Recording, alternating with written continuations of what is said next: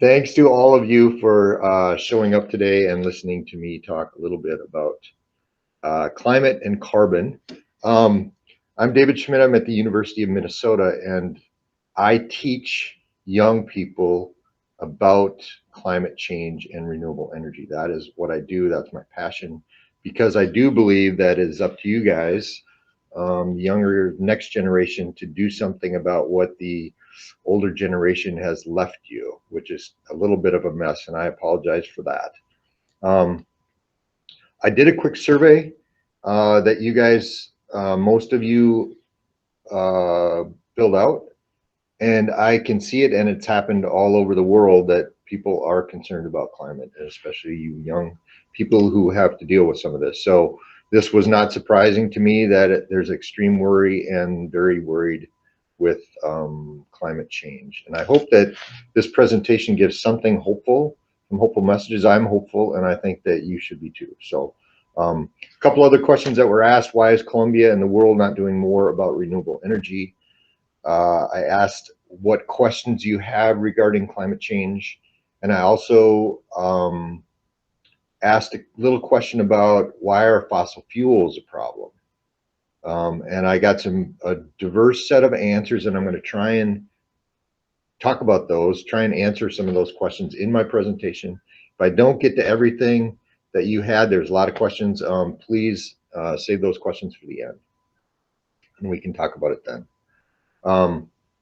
The topics that we threw out there for you, Anna and Veronica and myself, were like net zero, environmental justice, carbon footprint, um, uh, climate change science, renewable energy, and personal actions to stop climate. And I think a lot of you had questions about how do we stop climate change? How do we prevent this from getting worse? And I think we're going to talk a little bit about that, but I think the main focus I have is we need to first understand what the problem is. I come from an engineering background, and so understanding the problem is the first step in solving any problem. And with that, it's the carbon cycle is what we have to really understand. And if we look at the carbon cycle, and I think you've all talked about it, discussed, the carbon in the atmosphere, plants take in carbon dioxide, they give off oxygen, and they bring that carbon into their plant biomass, and that ends up in the soil carbon. As it degrades, the microbes, any animals, including ourselves, give off the carbon dioxide back into the atmosphere. So carbon is constantly cycling quickly through this sphere here with photosynthesis and then back into the atmosphere. We then have this cycling in the ocean where we have the same thing, photosynthesis of plants. Plants are eaten by fish, fish die.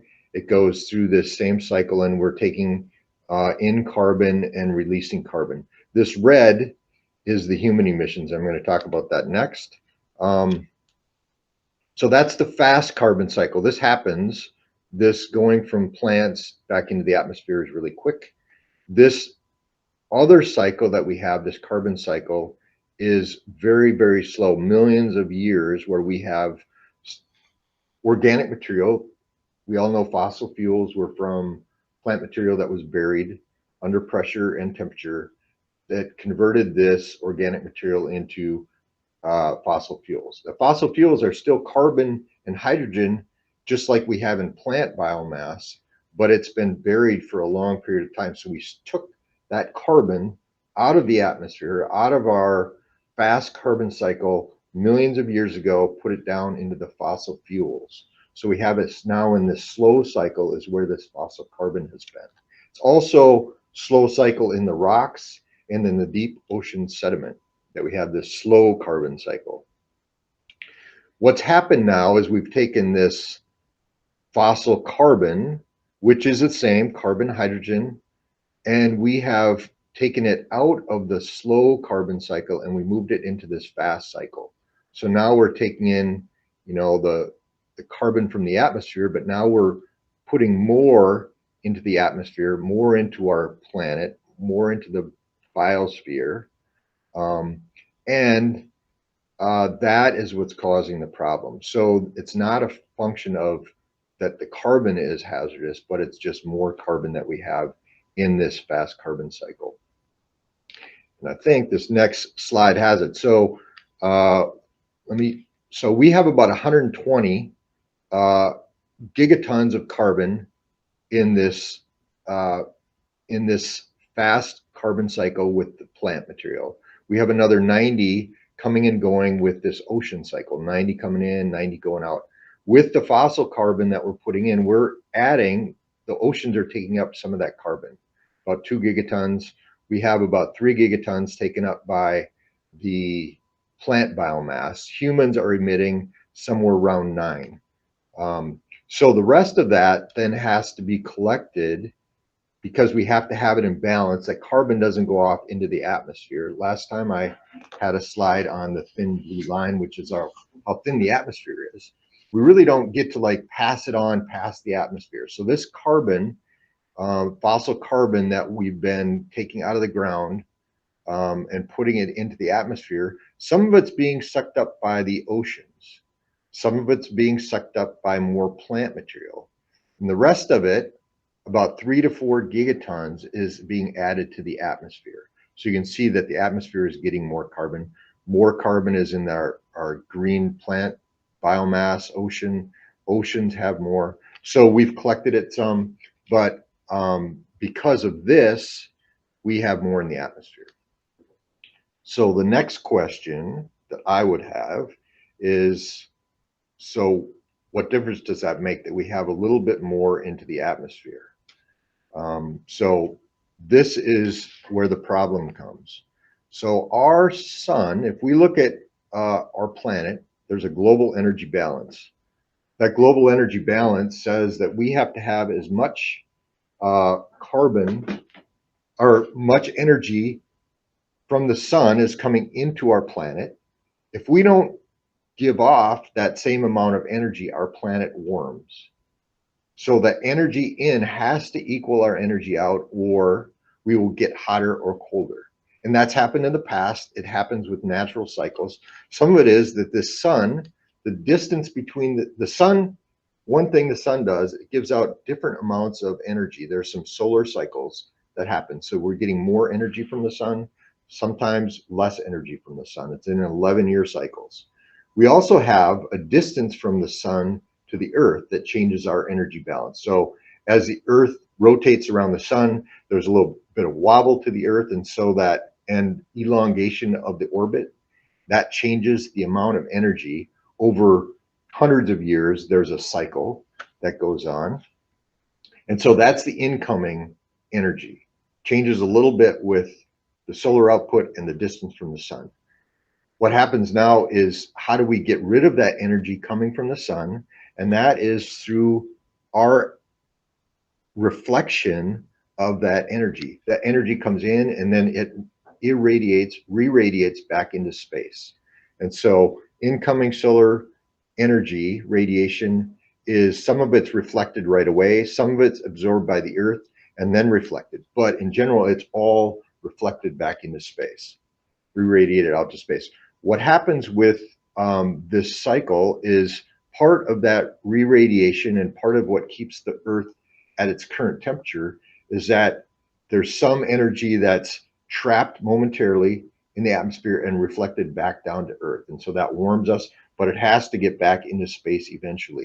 And what's happening with this, water vapor is a greenhouse gas, carbon dioxide is a greenhouse gas, methane is a greenhouse gas, several other chemicals are greenhouse gases, and that traps the energy for longer periods of time. And so what's happening as we increase the carbon dioxide, as we increase the greenhouse gases, we end up trapping more energy in the atmosphere. So this energy in is not equal to energy out.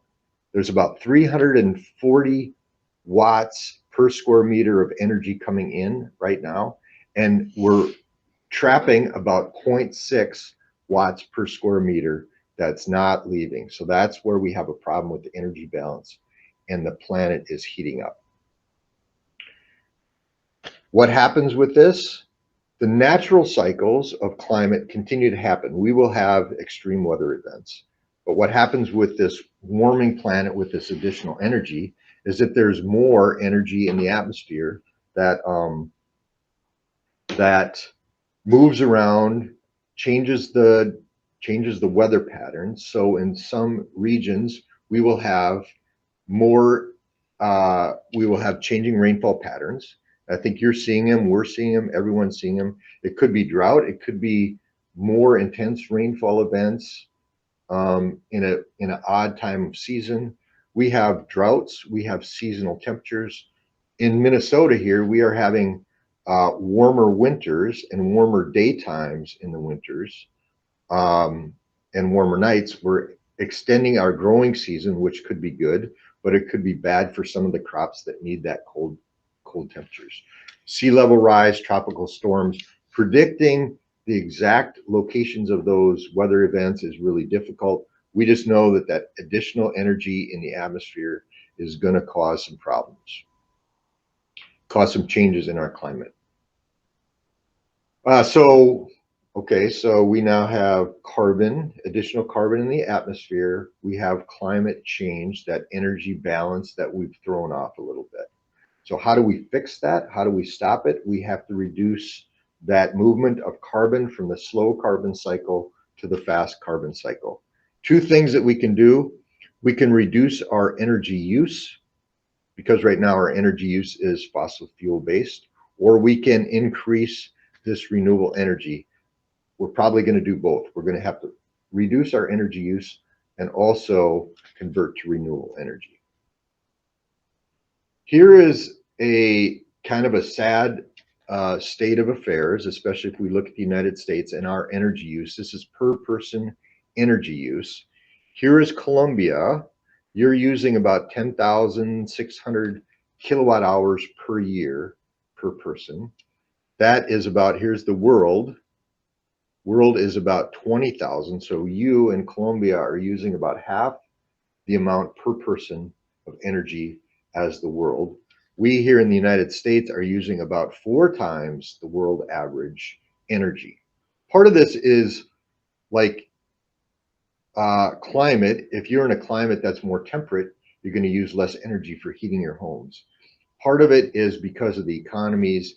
Really strong economies end up using more energy for producing steel, for producing vehicles, for producing all the products they do. China is high. Actually, China uses a lot of energy, but they also have a lot of people. So that's why they're down here. They're actually using lots of energy. It just doesn't show up on the per capita. So per capita is not just what I'm using in my home or what I'm buying personally. It's about the whole economy of the United States. So I'm not trying to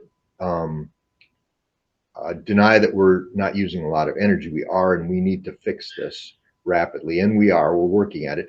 But the other thing to point out is the gray line is coal, this red line is oil, petroleum, and this purple line is natural gas. What happens with our energy use is that if we look at this percentage of fossil fuels, so these first 3 lines are fossil fuels, we're using in the United States, we're using about 75% fossil fuel, 25% renewable energy. In Colombia, the ratio is about the same, about 75% fossil fuels, 25% renewable energy. So in that context, we're similar. We both are using too much fossil fuels.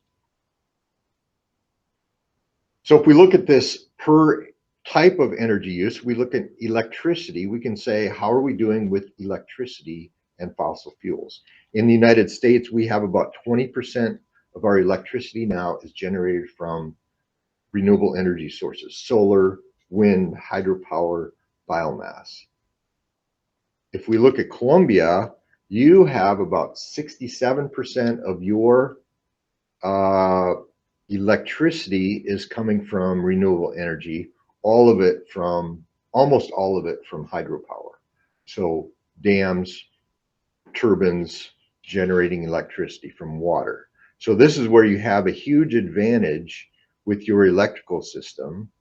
that you are using hydropower. So your electricity is much greener than ours. So us using electricity is worse than you using electricity because of that. And we are transitioning quickly to that. We also have, and people have asked a little bit about nuclear. Nuclear is also carbon free. So we can think about, if we look at our renewables plus nuclear, we have 40% that's basically carbon free energy going into our electric grid. One of the issues we have, so electricity, we've talked about that. The other big energy user is with transportation. Transportation in the US is big. It looks like it's a big chunk of Colombia's energy use. And we all use petroleum. We fill our cars with gasoline, petroleum, and that is a problem. What can we do to make that more or less carbon intensive? That's what they say. If we're using a renewable energy that emits less carbon, it's less carbon intensive. So we can look at alternatives to petroleum for transportation. We can see that electricity is one option. If you have green electricity, carbon-free electricity, or you're using 67% renewable energy, hydro energy, your electricity is clean, so driving cars is a huge advantage if you're driving electric cars. We have in the US, and I'm guessing you have there, some ethanol, so biofuels, where we're producing a liquid fuel from corn or some other biomass material. We can use that, which also reduces that carbon emissions from our transportation. So those two things are going to be helpful to us in transportation. Now, this is kind of relates to why we're not using more renewable energy. The first one is that we have this here on this side is fossil fuels. We don't want coal. We don't want to have pipelines of fuel. We don't want to have fracking for natural gas. It's a way of getting natural gas out of the ground. We also have all these people protesting. You can look up protests around the world with renewable energy. People don't like renewable energy either. So it's really a challenge why we're not pushing the renewable energy faster. One is because of this, and I have a little bit more on that. So no coal, nobody wants petroleum, nobody wants, or natural gas, nobody wants petroleum, nobody wants nuclear, nobody wants solar or hydro or wind or biofuels. What do we have left? So we want to push for renewable energy, but everyone's saying, no, you can't do it here in my space. One of the really challenges is because we don't want renewable energy. One of them is renewable energy is more expensive. Typically, besides hydro, which is really cheap, the development of wind and solar is not being done in Colombia because you have really good hydro and that's really cheap. Same thing here, that the cost of electricity, if it's made from wind or solar, is much more expensive than fossil fuel electricity. We have land use impacts and land use local. So when you're putting a wind turbine out here in the desert, people don't like to look at that, and they're saying you're disrupting our natural habitat. So that land use, whether it's solar panels that go on to farmland, people don't like that. You cut down a tree to put down in a wind farm, that's a problem. So this also then relates to the environmental justice issue, saying that poor people are generally, that is typically a place where we have power plants, where poor people live in the city and they're more impacted by the pollution from the city, from petroleum vehicles in the city. This is the rural landscape thing. A lot of renewable energy is done in rural landscapes where we're looking at indigenous peoples and destroying their lands because that's the open land that's available for this, these wind turbines. Environmental justice includes jobs, like who's getting the jobs, that who will benefit from this renewable energy? Who's getting the jobs to build the wind turbines? Or are we just disadvantaging the people that live in the area?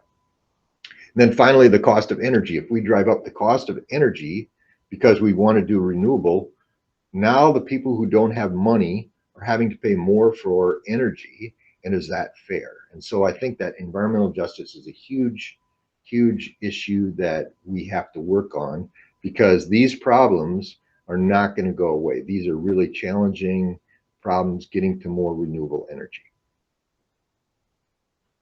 So my reasons for hope. This is the climate positive part of my presentation.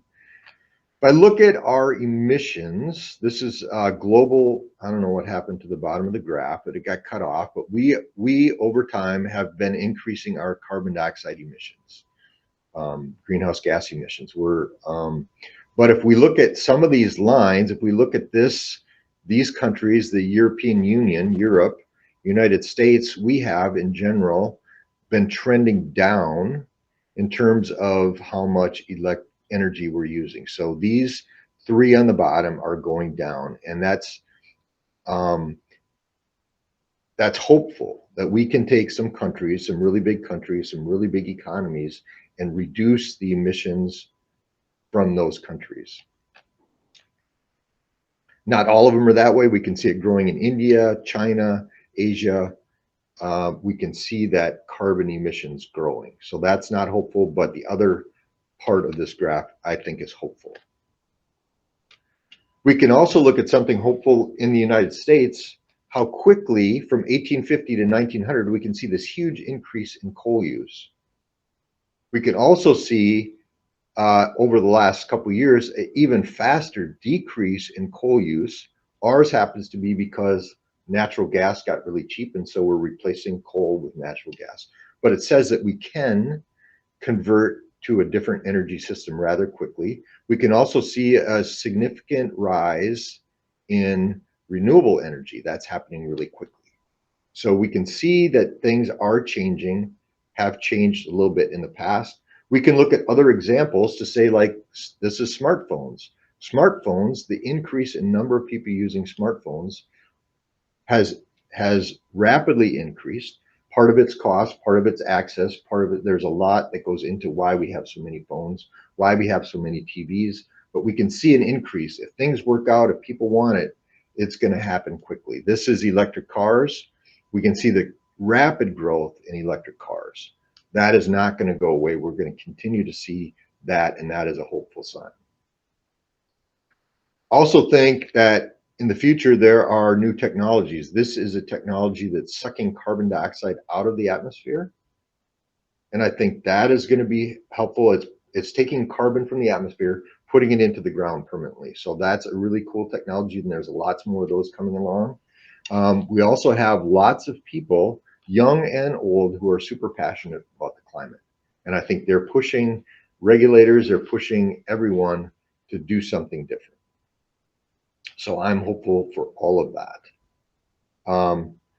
Personal actions that you can do. One is to think about your own energy use and how much of it's coming from carbon. So if you're driving your gas-powered vehicle a lot, that you can reduce that. Knowing how much energy you use is the first part, and then looking at where it comes from, the second. And then your indirect carbon use, which is your consumption of food, consumption of things that you buy, clothing, whatever, and then also reduce meat eating will help. So looking at our diets and say, where is the carbon coming from that's going into our diets? And then once you've taken care of your own house, your own personal, like, hey, I understand the carbon cycle, I understand climate, I'm doing what I can personally to stop this. Then I can get involved and say, I'm going to understand this. I'm going to talk to other people about it. I'm going to vote. I'm going to write letters. I'm going to protest. What I want you to be careful of, though, is to not be no on everything. We can't be no solar, no wind, no nuclear, no fossil fuels. Something has to change where we can move forward.